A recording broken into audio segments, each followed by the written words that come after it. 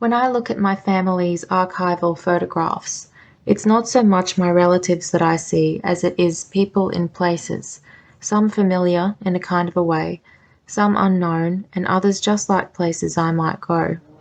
The distance between the figures, the places, and me is measured in years and experience. The scenes are not of recognizable life events such as weddings, funerals, or major celebrations. Rather, they seem the stuff of ordinary life, yet someone thought enough of them to record them on film.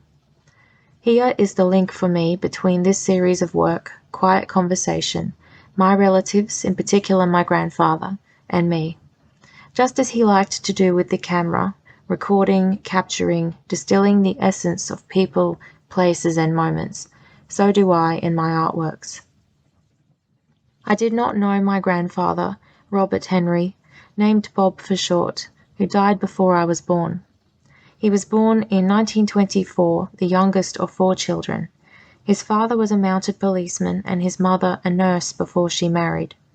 He spent his earliest years in outback Queensland, then in Paddington where he lived with his family until 1941 when, at the age of 17, he enlisted in the army. His was a large Roman Catholic family with direct Irish ancestry. The extended family provided many opportunities for the keen amateur photographer he was.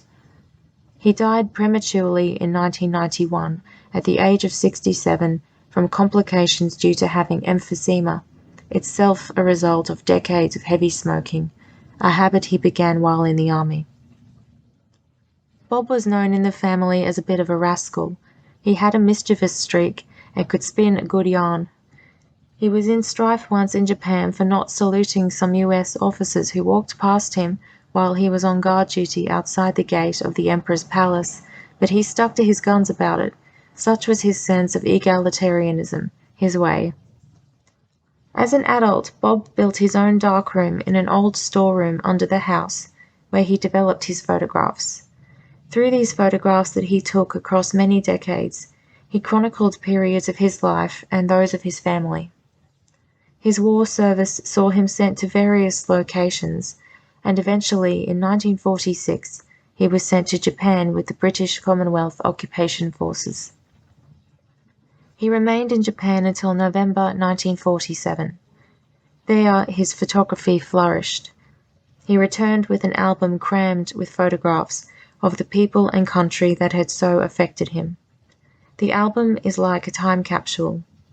His photographs were not only of his mates and fellow soldiers, but also local people in towns, cities, and countryside where he was stationed. Farmers, children, people going to work, friends chatting at local shops, people relaxing, and so on. Some of Bob's most poignant photographs are of ruins of buildings and sites in Hiroshima that had been destroyed. His time in Japan made a lasting impression on him. The psychological and historical value of the photographs that I use as references is in how they provide me with valuable insights into how I create my own fresh images through my imagination. The titles I have given the works reflect this. I intend this quiet conversation to be as much universal in its themes as it is personal in its beginnings.